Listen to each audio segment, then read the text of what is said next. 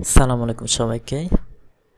ওয়াইএসএস English কেয়ারের পক্ষ থেকে শুভেচ্ছা আপনাদেরকে। আজকে আমাদের স্পোকেন ইংলিশের এটা হচ্ছে পার্ট 12 অর্থাৎ 12তম পর্ব। তো যে কথাটি বলার সেটা হচ্ছে যে কোনো কিছু শেখার ক্ষেত্রে অবশ্যই হচ্ছে ধারাবাহিকতা মেনটেন করতে হবে, আপনাদের কন্টিনিউয়াসলি পড়াটা পড়তে হবে। তো আজকে একদিন পরে যে ইংলিশে কথা বলা যাবে এটা কোনোভাবেই সম্ভব না।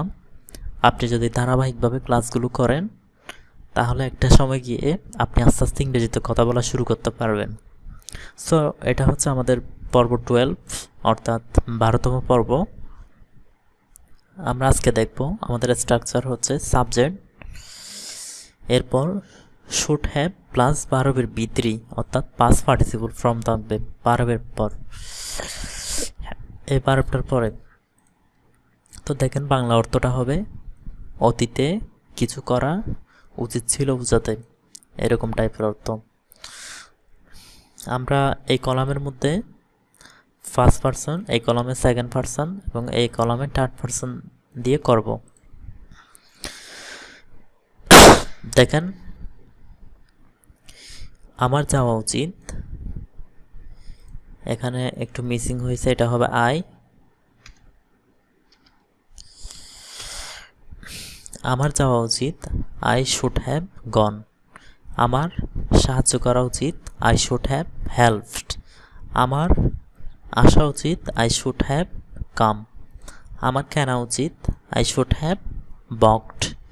আমার পরিষ্কার করা উচিত ছিল, তো সেক্ষেত্রে আমরা বলবো আই শুড হ্যাভ ক্লিনড।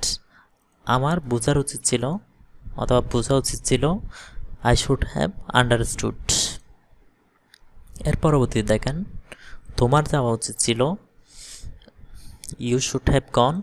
তোমার সাহায্য করা উচিত ছিল ইউ শুড হ্যাভ হেল্পড। তোমার আসা উচিত ছিল ইউ শুড হ্যাভ কাম।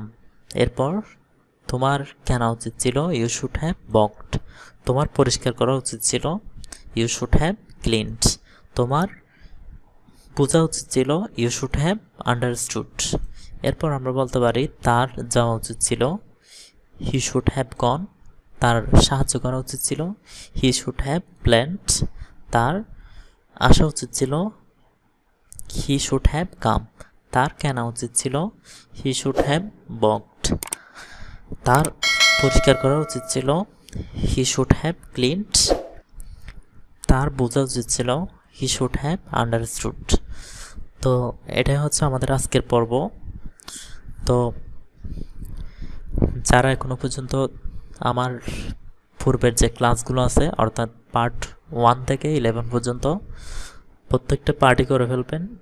আমার ইউটিউব চ্যানেলে সুন্দর করে একটা প্লেলিস্ট দেওয়া আছে, ধারাবাহিকভাবে ক্লাসগুলো করতে হবে। সবাইকে আসসালামু আলাইকুম ওয়া রাহমাতুল্লাহ।